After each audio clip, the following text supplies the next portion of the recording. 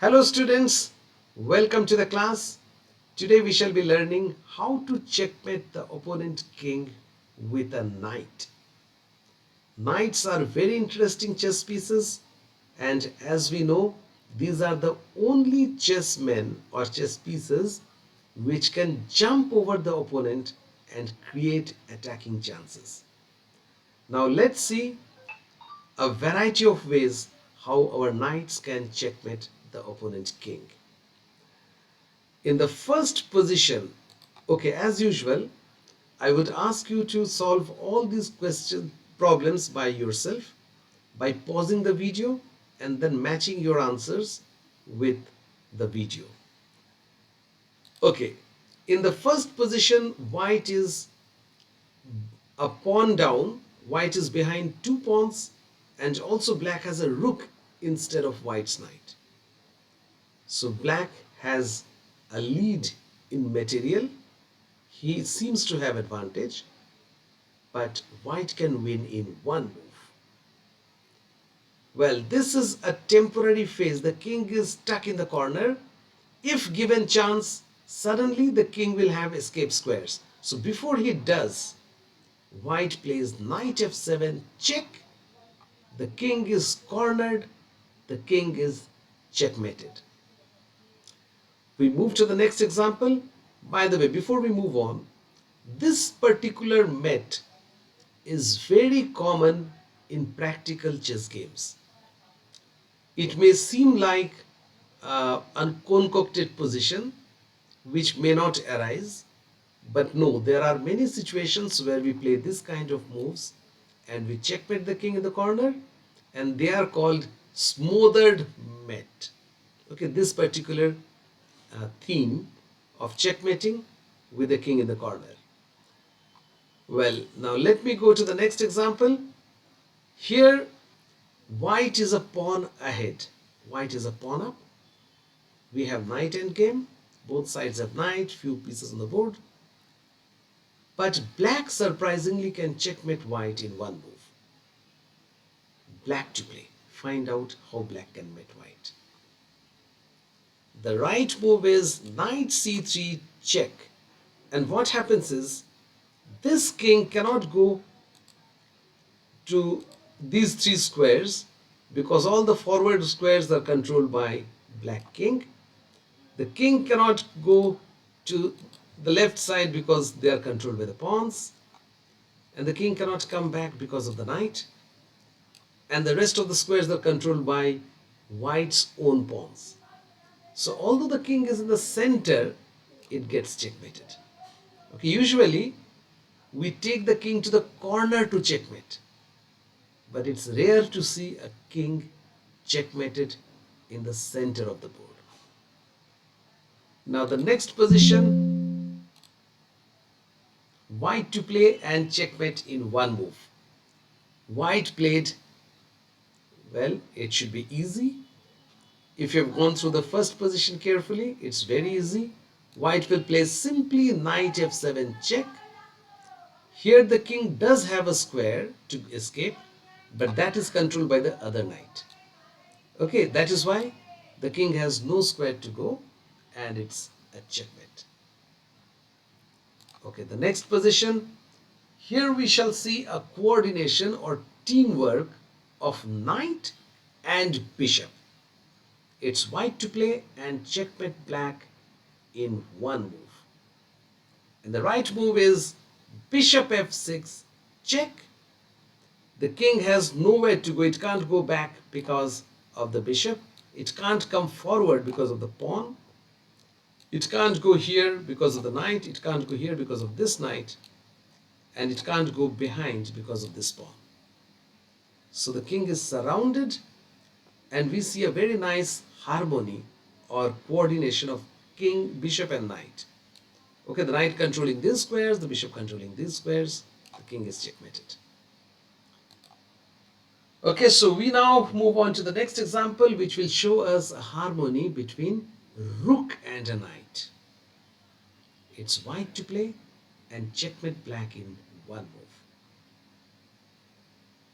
Okay, white plays knight to f5 check.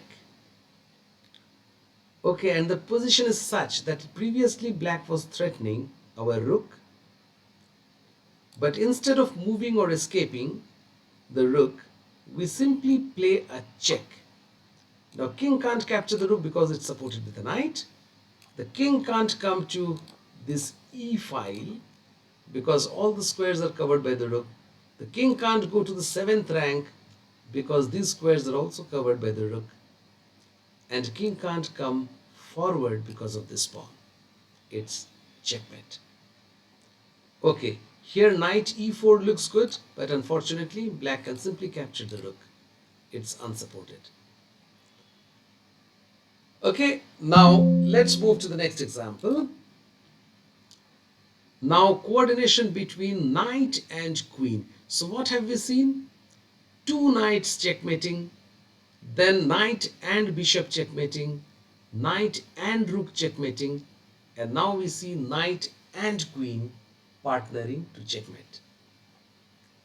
The best move is knight f3 check, and as we can see, all these squares are controlled by the queen, and even this square, and this square is controlled by the knight, and this is controlled by the pawn. So the king is checkmated. Okay, I hope these positions are not at all difficult for you. Another knight and bishop coordination, white to play and checkmate black in one move. Yes, the right move is knight to e6 check. What is interesting is black is attacking our bishop. So instead of moving our bishop, we first play a check.